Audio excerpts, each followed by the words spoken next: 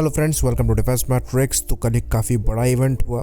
DRDO द्वारा एक successful flight trial किया गया autonomous flying wing technology demonstrator या फिर स्विफ्ट का, जो कि एक indigenous high speed flying wing UAV है। तो इसकी जो मेडन फ्लाइट हुई थी ये 2022 जुलाई में हुई थी। उसके बाद 6 और टेस्ट फ्लाइट्स हुई और ये 7वीं थी। तो स्विफ्ट के साथ ग्रेजुअल इम्प्रूवमेंट्स किए गए हैं और यहाँ पर हम क्लियरली फ्लैट नोजल को देख सकते हैं। साथ ही साथ जो वर्टिकल टेल थी पहले ट्रायल में वो यहाँ पर मिसिंग है। साथ ही साथ यहाँ पर जो ऑटोनोमस लैंडिंग सिस्टम डेवलप किया गया है इस ड्रोन के लिए, उसको भी टेस्ट किया गया, जो कि इन यूएवीज को बिना किसी ग्राउंड रडार के पायलट सपोर्ट के लैंड कराने में सक्षम है, वो भी खाली रनवे सर्वेट कोऑर्डिनेट्स की मदद से। तो ये एक्चुअली बहुत सिग्निफिकेंट अचीवमेंट है, छोटी मोटी नहीं है। बाकी इस अचीवमेंट पर हम डिटेल में बात करेंगे और एक डेडिकेटेड वीडियो में डिस्कस करेंगे, क्योंकि ये वीडियो जो है ये तेरस मार्क 2 के लिए जाने वाला है। तो कुछ इंपॉर्टेंट सोशल मीडिया हैंडल्स से अपडेट्स आ रहे हैं, जिसमें अनंत कृष्णन सर द्वारा एक अपडेट दिया गया है, जहां पर ये बताया जा रहा है कि अब जाकर थोड़े बहुत जो फंड्स हैं ऑफिशियली आना चालू हुए हैं तेरस मार्क 2 के डिले के बाद। यानी कि तेरस मार्क 2 का जो प्रोग्राम है ये डिले मालूम होता है। लाइफिस द्वारा यहाँ तक कमेंट किया गया कि 2027 में हो सकता है तेरस मार्क 2 की फर्स्ट फ्लाइट हो। तो ये चीज़ पहले भी मीडिया चैनल्स द्वारा रिपोर्ट करी गई थी कि तेरस मार्क 2 के फंड्स को लेकर ये क्लॉज रखा गया है कि जब तक जनरल इलेक्ट्रिक के F414 डील को लेकर क्लियरेंस नहीं हो जाती, टीओटी साइन नहीं हो जाता, तब तक फंड्स जो हैं ये शायद तेरस मार्क 2 को ना दिए जाए, जिसको लेकर हमने रिपोर्ट भी किया था और ये भी कहा था कि अगर ऐसा है तो ये बहुत ही लॉजिकल है, क्योंकि ये इंजन हमारे पास मौजूद हैं। इनको लेकर प्रोटोटाइप डेवलपमेंट में डिले करना कोई भी सेंस नहीं बनाता है, क्योंकि हम वैसे ही जो गिवन टाइमलाइन थी उससे पीछे चल रहे हैं।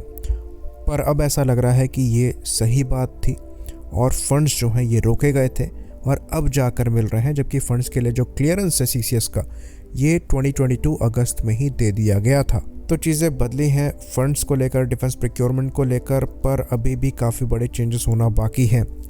एक्सेप्टेंस ऑफ नेसेसिटी मिल जाती है, उसके सालों बाद जाके सीसीएस अप्रूवल मिलता है और सीसीएस अप्रूवल के बाद भी फंड्स को एक्चुअली निकलने में साल भर से ज़्यादा का समय लग जाता है, वो भी ऐसी फील्ड में जहाँ पर हम डिले को अफोर्ड नहीं कर सकते। तो अगर हम लाइफ फेस डिफेंस की बात माने तो 2027 में फर्स्ट फ्लाइट एक्चुअली बहुत ज़्यादा डिले हो जाएगी, क्योंकि ओरिजिनली इवन एएमसी की फर्स्ट फ्लाइट इससे पहले होनी थी और ऐसा लगता है कि एयरफोर्स इस चीज़ से अवेयर थी, इसलिए एडिशनल तेरस मार्क 1 के प्रोक्योरमेंट को प्रपोज किया गया और आखिरकार एक्सेप्टेंस ऑफ नेसेसिटी भी एक्सेप्ट करी गई, जिसके अंतर्गत 97 तेरस मार्क 1 एयरफोर्स को मिलेंगे।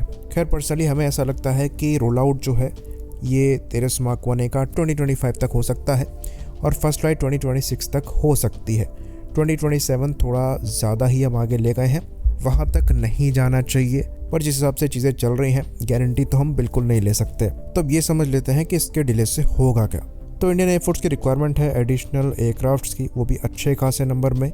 ये चीज़ें किसी से छुपी नहीं है। तो ये चीज़ हम जानते हैं कि इंडियन एयरफोर्स की जो स्क्वाड्रन संख्या है ये 30 तक है और फ्यूचर में नीचे ही जा रही है। एडिशनल तेरस मार्क 1 के जो ऑर्डर है वो यहाँ पर ज़रूर हेल्प करेंगे, पर आपको मीडियम कैटेगरी के भी एयरक्राफ्ट चाहिए MiG-29 और मिराज 2000 को रिप्लेस करने के लिए, और वहाँ पर तेरस मार्क 2 का समय पर आना बहुत ज़्यादा ज़रूरी है।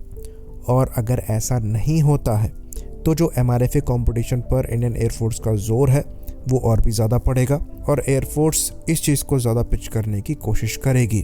और ये भी हो सकता है कि MRFA के अंतर्गत जो 114 एयरक्राफ्ट के प्रोक्योरमेंट की बात करी जा रही है उसमें भी बढ़ोतरी हो, जो कि आगे चलकर तेरस मार्क 2 के नंबर्स को अफेक्ट कर सकती है।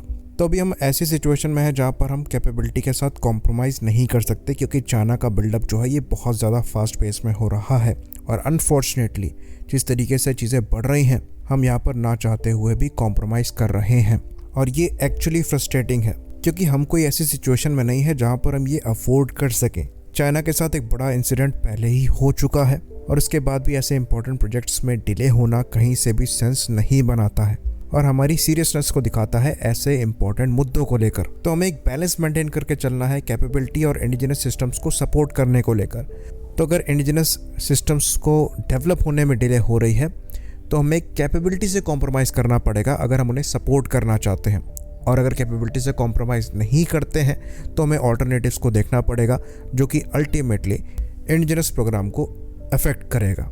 अनफॉर्चुनेटली चॉइस टफ है, पर हमें चूज़ करना पड़ेगा। आई होप इन्फॉर्मेशन क्लियर रही हो। इसी बात पर इस वीडियो को हम ख़त्म करेंगे। लाइक करिए, सब्सक्राइब करिए। जय हिंद।